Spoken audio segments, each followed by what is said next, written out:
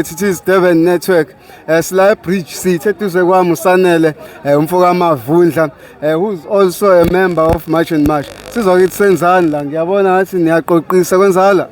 Njoba silana siyenza imashi ukuthi yena abantu bokufika abahambe bebuyele ezweni labo ngoba into abayenzayo noma sidayiswa namaphoyisa njoba esidayisa amaphoyisa badayisa abanayisha permit njoba umbonelana simxosha sithi akahamba abuyele ngakubo ngoba wenza into enganamthetho ngoba lento ayikho right ngoba bafike besukele ngakubo bezodayisa lana kodwa thina bese kuthiwa siyadayisa lana amaphoyisa azofika ezofuna ama permits is very wrong abahambe bebuyele ngakubo sikhathe ibona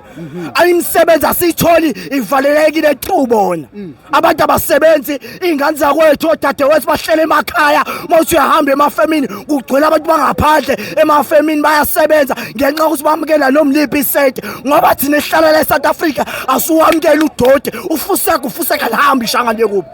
Sizakithi enye into esinakayo ukuthi uhulumeni akunawo amazwi amathize awakhulumayo sikhulume njengopresident since isukile le unrest ayikho into akayisho ngithini ngalokho. Uyabona ngize ngikhulume ngomongameli wethu umongameli kade adayisa izwe wadayisa kudala izwe ngesuku le COVID izwe kade laphela asinathi uhulumeni nosiholayo sisadinga umuntu ozohola ngokweqiniso ngoba kusebenza icorruption la eSouth Africa kunabantu abasebenza ngokungenemthetho la eSouth Africa abangena ngemkhoshosho ngoba manje ufuna umsebenzi sekuyagwazwa manje ngoba lento esiyenzayo la eSouth Africa asinathi uhulumeni la osiphethe siphethe thina.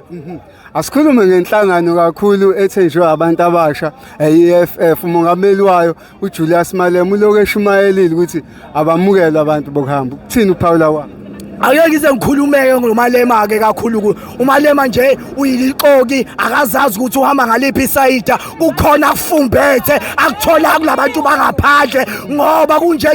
njoba kunama drugs eSouth Africa ayikeke ikhuluma into noMalema phakathi ngoMalema uyiliqoki akayazi nayo ayishoyo uyakhafula nje lento ayikhulumayo ngenxa ukuthi ufuna imali phela uthola imali kwabantu abokufika umaPakistan ngoba egcwele izitolo la ngaphandle amakhotela khuluma nje indaba yaMalema nobubi bakhe.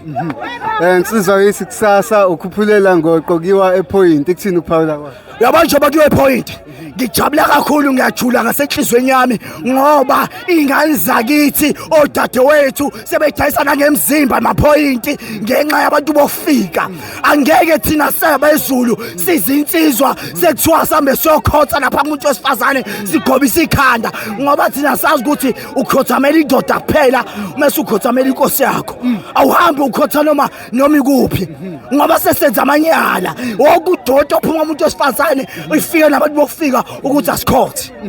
sikhathele ngane siyabona isikhathi sakho nami ngiyabona.